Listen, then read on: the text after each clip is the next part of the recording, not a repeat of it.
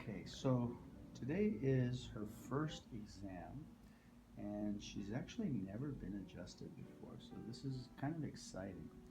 There are a few things going on in the spine that we need to address.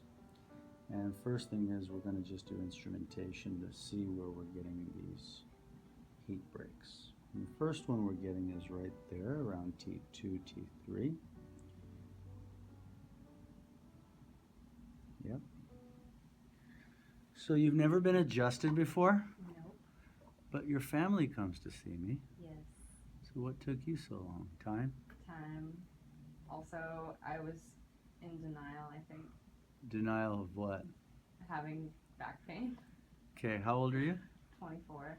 24, college student. Yep. Can I show your x-rays? Sure.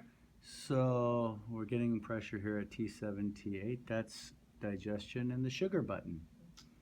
That's that sweet tooth you got. Yep. So what's interesting in her case is when we look at her films, she doesn't remember any specific traumas, okay? She doesn't remember any traumas. However, when we look at some of the patterning that's going on in her film, there had to have been something. Now, I'm getting a tiny break here at L5, and then it's coming down here. So I'm getting a break at T2, T7, L5 sacrum, and we need to check the pelvis. Let's go over here to the x-ray. I just want to talk about a few things about this film. So this is the lateral, this is the A to P. And let's start with the lateral film. When we look at the lateral film, we can see we want to have level parallel discs. Then we know that joint is more in a normal position. When we look at her L5, we can see there's a wedging in the front where the vertebrae has shifted back, and it's starting to thin out in the back. We classify this as a D2 disc, which is starting to get thin at the posterior, almost very thin at the posterior. She's 24 years old. She's too young to have this, okay? Now, when we take this L5 scenario, let's go over to this x-ray, and we labeled an AS8, which means the right pelvis is actually going up. It's going up like this, 8 millimeters compared to the left side. L5, when we look at these transverse processes, it actually shows that the body is rotated this way to the right. So the pelvis and L5 go right. Now what starts to happen at L3, L2, L1? They kind of go the opposite way. And then it's starting to come back to neutral. And we can see another kink here. And this is the area that's more concerning, that the spine doesn't evolve like this from just posture. There had to have been some significant trauma she's not really aware of at the moment, but I'm sure it's going to come out at some point. Now, go back to the lateral film. When we're looking at the plumb line, if we take L5 here as the center of gravity or foundation, and we run it up, it should bisect at C2, which represents the ear.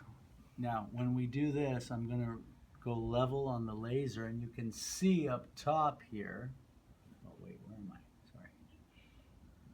Right there, that it's actually here. So what does that tell us? We can see the spine starts to kick back more at L2, takes her all the way back, and she has the reverse curve going on in the neck. So her entire upper torso is sitting behind her center of gravity. Second component here is we have this reverse curve. There is a disruption in George's line between 2, 3, but more importantly 3, 4, and 4, 5. But she doesn't remember any significant trauma. At some point it'll come out. Look at C7. C7 is tilted, but it's forward on T1. Again, that's not normal positioning. There's a lot of ligamentous laxity in this area. We probably won't be adjusting in the cervical spine. There are a couple of exceptions we'll talk about later in the future, okay? Let's go back to her examination. Does that make sense, young lady? Yes. Okay. I'd just like to reiterate. I'm just going to rescope just to make sure. T2 again. Just to make sure. T7 again.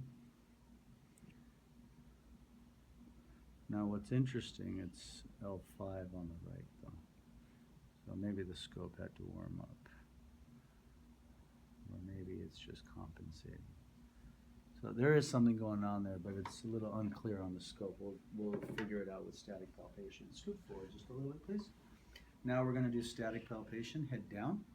And we're just feeling for the swelling, edema, point tenderness. You can see I'm rubbing my fingers as I get to this area. It starts to get red, more red. This area right here. 1, 2. We can see the edema pooling and we can see the redness there. And then as we pass it, it starts to dissipate. But you can see generally there's a bit of swelling in this whole area here. As we go down, and again, you can see there's a loss of lumbar curve here normally, and where that's coming from is her AS pelvis, which causes a straightening of the spine. Okay, 1, 2, 3, 4, 5, 6, 7. A little tender in there? Mm-hmm. More at 8 or more at 7? 7. And that's kind of where we got the break there, 7. 1, 2, 3. More tender at 3, more tender at 4. That's 3, that's 4. I'd say 4. Okay, now let's go back to 3 and 2. 3. So between 2, 3, and 4. 4. 4 is more tender, but the break is up here at around 3, 4. We'll do a closer evaluation of that. Let's check her pelvis. Scoot forward to the edge, please. Feet together, and I want you to open, scoot back just a little bit. And we're checking the motion of the sacroiliac joints. I want you to go ahead and open it. Keep your feet together, open and close your knees, please. Open wide. Open and close. Open and close. Left side only. See how that whole right side goes with it.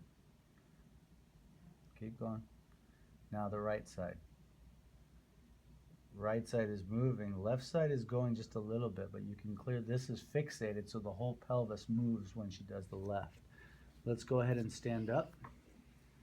And let's take a step forward. And now a step back, please. Now I want to check your gluteal folds. You're going to just hold the gown here. So with an AS pelvis, the glute fold on the right should be higher, as you can see. The right side is higher because the pelvis goes up. It takes the glute with it. And when we look from the top, there's a little bit of IN. If you look at it from the top, this is a little bit flatter than this side. It also causes the right external foot flare, which she has going on, and then it's a compensatory pronation issue on the right. Go ahead and have a seat, please. What's that? I said I didn't even realize it. That's all right. Okay, next, let's just check up top. I just want to check the motion. Okay, just going through the motion. A lot of fixation in here, but a lot of this is compensatory. She said she carries a lot of tension in her neck, and she has that reverse curve. And for every degree the head is forward, past neutral, it's an extra 10 pounds on the cervical spine. So if she's even just 10 degrees forward, she's carrying 100 pounds on these shoulders. And as a student, that's no fun, is it? Okay. All right. Let's get a closer look here. Head down, please. That's 1. That's 2.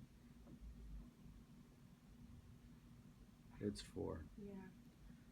5, 6, 7. It's 7.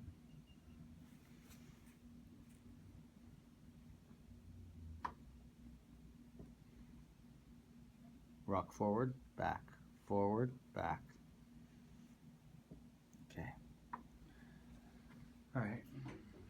And so right pelvis has gone anterior superior. We want to bring it down. Bottom leg nice and straight. Tuck your whole body forward, forward. Bring your body forward to the edge. Bottom butt cheek forward. Sorry. That's all right, you're all right. You're good. It's the first time. She's never been adjusted.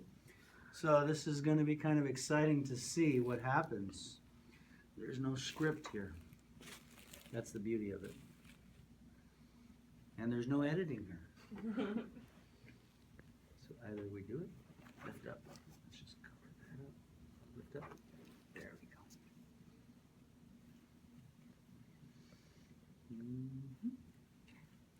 Now, contact is from the PSIS, 1, 2, 1, 2, 3, tender right there. Yeah. AS with a tiny bit of IN. Now, up on your shoulders a little more.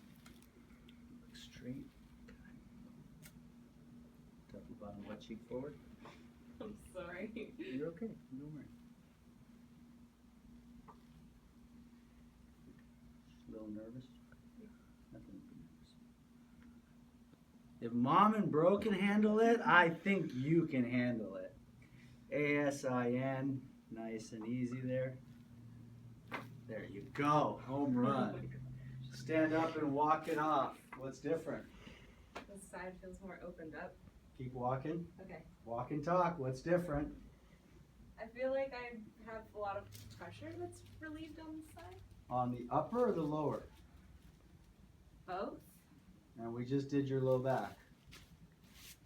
Pretty, Yeah. pretty cool. Let's go on the orange table face down. T4 PLS.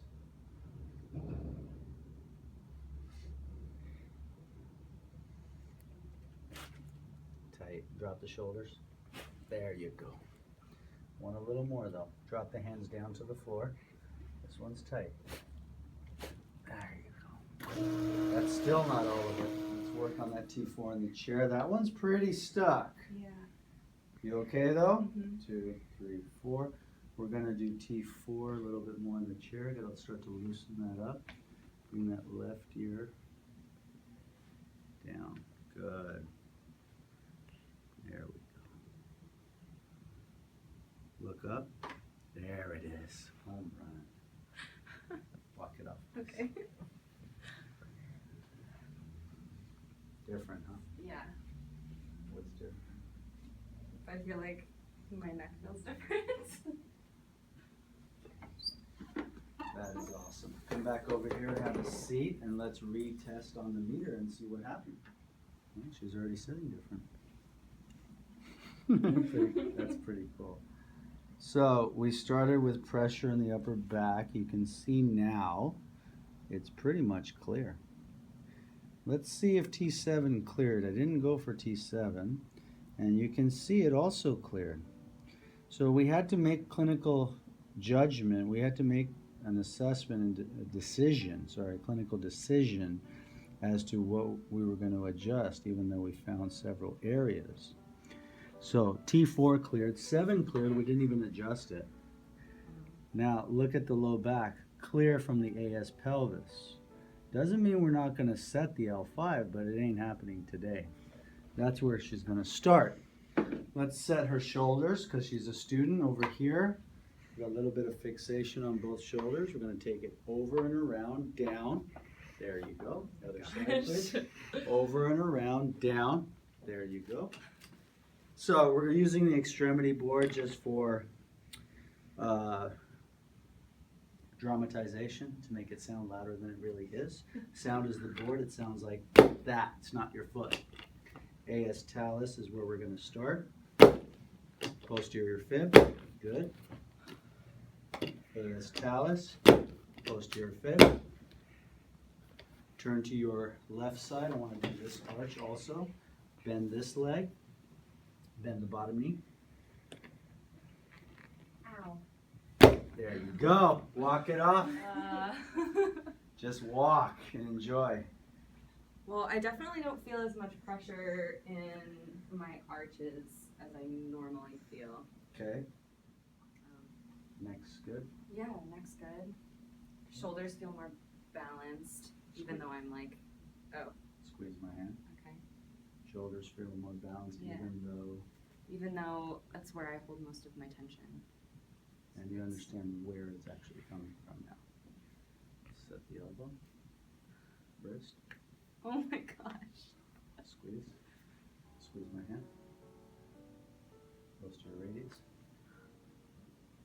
posterior distal, posterior lunate, posterior lateral scaphoid, set the joint, squeeze my hand, squeeze. That's where we're going to start.